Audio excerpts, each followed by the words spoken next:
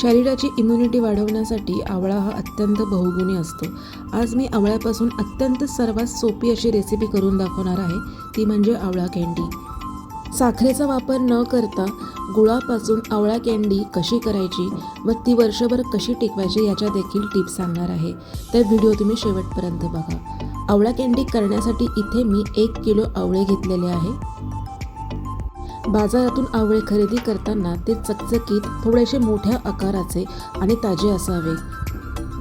ताजे असलेले आवळे हे कडक असतात व शक्यतो आवळे घेताना त्याच्यावरती कुठलाही डाग नसावा। त्यानंतर आता हे आवळे मी स्वच्छ पाण्याने 1 ते 2 वेळेस धुवून घेणार आहे, म्हणजे याच्यावरची जी काही घाण असेल, माती असेल ती निघून जाईल। आवळा कँडी करण्यासाठी शक्य असल्यास मोठ्या आकाराचे आवळे घेण्यात यावे। मोठ्या आकाराच्या आवळ्यामध्ये गर जास्त असल्यामुळे आवळा कँडीचा आकार देखील वाढतो, म्हणजे सुकल्यावरती ती अगदी बारीक अशी होत नाही।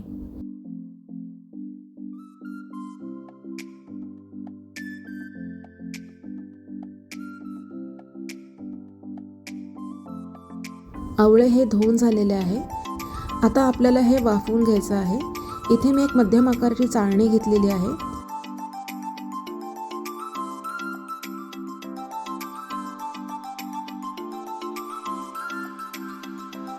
चाळणीवरती मी आता अशा प्रकारे आवळे हे व्यवस्थित असे रचून ठेवणार आहे।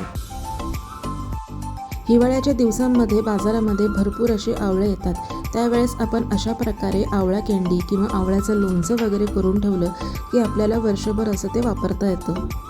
आवळा हा आपल्या स्किनसाठी, केसांसाठी अत्यंत गुणकारी असा आहे, तसेच पाचक देखील आहे, त्यामुळे आपण आवळ्याचं नियमित सेवन हे केलं पाहिजे। आता मी हे चाळणीवरती आवळे असे व्यवस्थित रचून ठेवलेले आहे। आता एका मोठ्या पातेल्यामध्ये मी पाणी टाकलेलं आहे व या पातेल्यावरती आता आपल्याला चाळण ही ठेवून द्यायची आहे।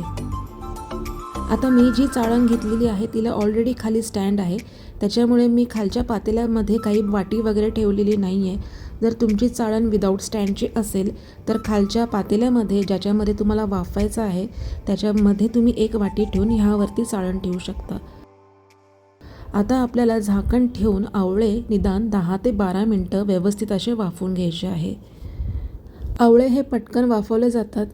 तुम्ही बघू शकता की अशा प्रकारे मी साधारण 12 मिनटं आवळे हे वाफवून घेतलेले आहे। तुम्ही बघू शकता की इथे आवळ्याचे जे कळ्या आहेत त्या अशा प्रकारे सुटून आलेल्या आहेत।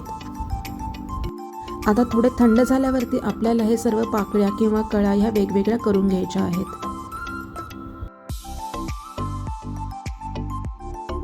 5-10 मिनिटांनंतर आवळे थोडे थंड झाल्यावरती आता अशा प्रकारे मी ह्याच्या कळ्या ह्या वेगळ्या करून घेणार आहे व ह्याच्यापासून बी वेगळी काढणार आहे। अगदी सहज आवळ्यामध्ये गुळ व्यवस्थित मुरण्यासाठी याच्या कळ्या देखील आपल्याला अशा प्रकारे अलगद अशा प्रकारे वेगळे केलेले जे आवळे आहेत ते एका प्लेटमध्ये मी काढून घेणार आहे।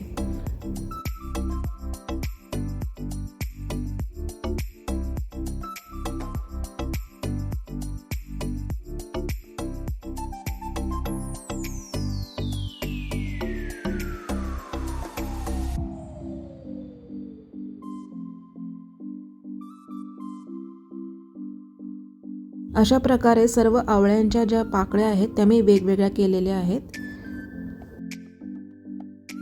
आता इथे मी 1 किलो आवळा घेतलेला आहे।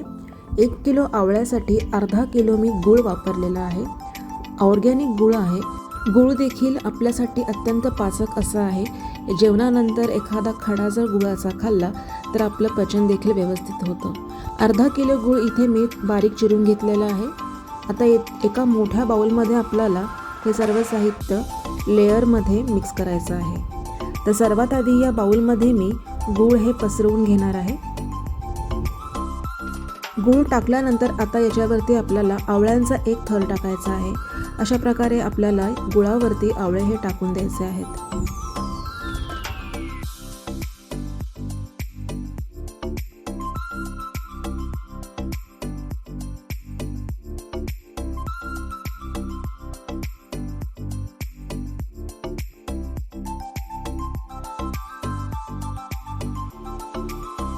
आवळे टाकल्यानंतर आता ह्यावरती पुन्हा चिरलेला गूळ हा टाकून घेणार आहे।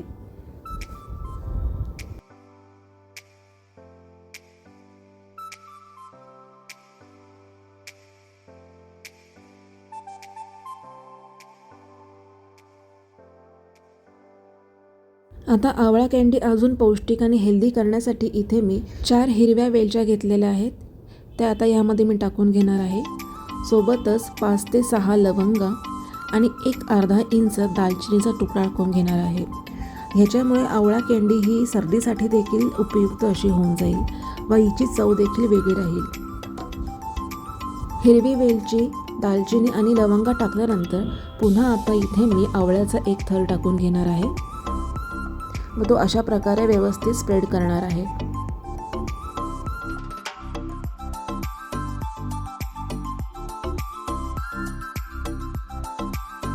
सर्व आवळे टाकल्यानंतर आता यावरती सर्वात शेवटी चिरलेला गूळ हा टाकून घ्यायचा आहे व याच्यावरती झाकण ठेवून निदान 2 दिवस आपल्याला ह्यामध्ये मुरवत ठेवायचं आहे.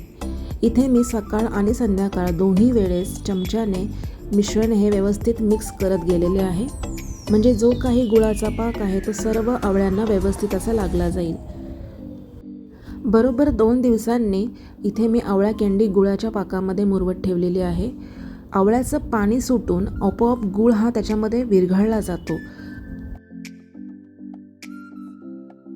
2 दिवस आवळे हे गुळामध्ये मुरवत असताना इथे मी सकाळ आणि संध्याकाळ दोन्ही वेळेस अशा प्रकारे चमच्याने त्याला मिक्स करत गेलेले आहे, म्हणजे सर्व आवळ्यांच्या पाकळ्यांमध्ये गूळ हा व्यवस्थित मुरला जाईल.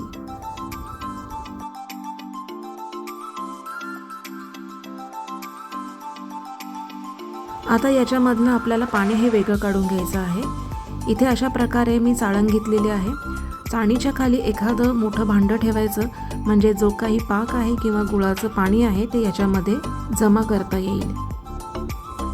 ॲक्च्युली हे नुसतं गुळाचं पाणी नसून याच्यामध्ये आवळ्याचा रस देखील आहे, त्याच्यामुळे इथे तुम्ही हे पाणी एखाद्या स्वच्छ धुतलेल्या बाटलीमध्ये जमा करून तुम्ही हे दररोज सकाळी 1 ते 2 चमचे कोमट पाण्यासोबत घेऊ शकता.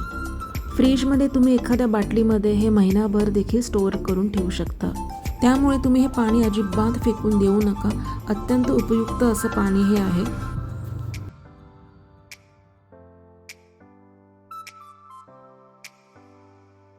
अशा प्रकारे आपल्याला सर्व आवळे आणि पाणी हे व्यवस्थित असं वेगळं करून घ्यायचं आहे. अशा प्रकारे हे जे पाणी आहे आवळ्याचं आणि गुळाचं एका मोठ्या काचेच्या बाटलीमध्ये मी हे भरून ठेवणार आहे.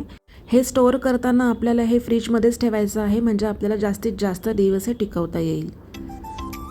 आता आवळा कँडी करण्यासाठी पुढची स्टेप म्हणजे इथे एका मोठ्या परातीमध्ये आवळा आपल्याला वाळवायला ठेवून द्यायचा आहे. इथे अशा प्रकारे मी अशा प्रकारे थोड्या एकमेकांपासून वेगळ्या मी ह्याला रचून ठेवणार आहे.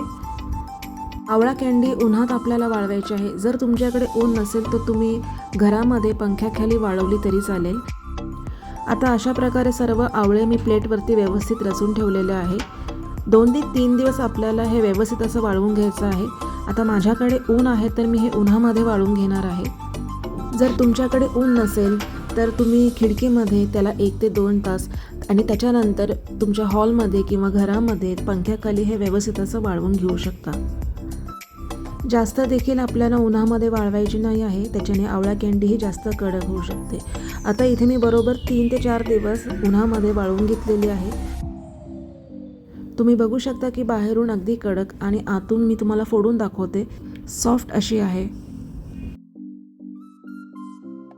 अशाच प्रकारे तुम्ही जास्त प्रमाणात देखील आवळा कँडी हे तयार करू ठेवू शकता. आता आपल्याला जर हे स्टोअर करायचं असेल तर काचेच्या एका स्वच्छ धुतलेल्या भांड्यामध्ये आपल्याला हे भरून ठेवायचं आहे.